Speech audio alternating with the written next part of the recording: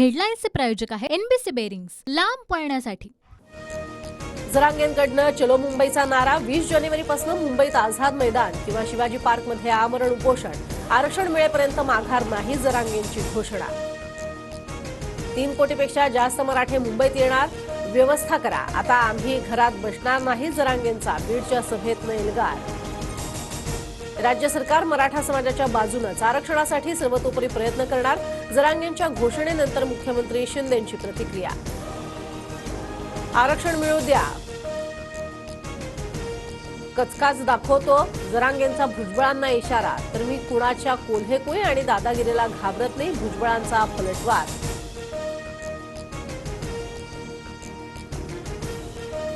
येवल्याच्या येडपटानं स्वतःचं पाहुण्यांचं हॉटेल जाळलं. आमच्यावरती खोटा डाग लावला, जरांगेंचा हल्लाबोल.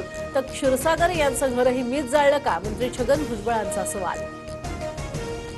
मराठा आरक्षणाची क्युरेटिव्ह पिटिशन सुप्रीम कोर्टानं स्वीकारली. 24 जानेवारीला क्युरेटिव्ह पिटिशनवरती सुनावणी.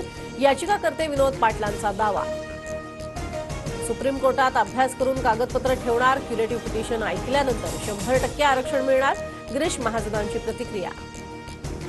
सरकारचे पूर्ण प्रयत्न सुरू. जरांगेंवरती मुंबईमध्ये येण्याची वेळ येणार नाही, जरांगेंच्या घोषणेनंतर प्रसाद लाड यांचं वक्तव्य. सगळ्या सोयऱ्यांना प्रमाणपत्र देणार नाही, सरकारकडून स्पष्ट. सरकार झुकायला तयार नाही आणि जरांगे हे ठाम.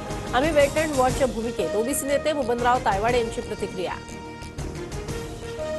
मुख्यमंत्री मुंबईच्या पाहणी दौऱ्यावर. थोड्याच वेळात वरळी भागातील स्वच्छता मोहिमेची पाहणी करणार.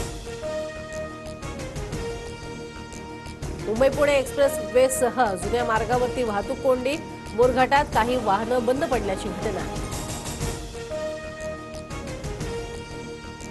राज्यात 35 नव्या कोरोनाबाधितांची भर. मागील 4 आठवड्यात कोरोना रुग्णांमध्ये 64 वाढ.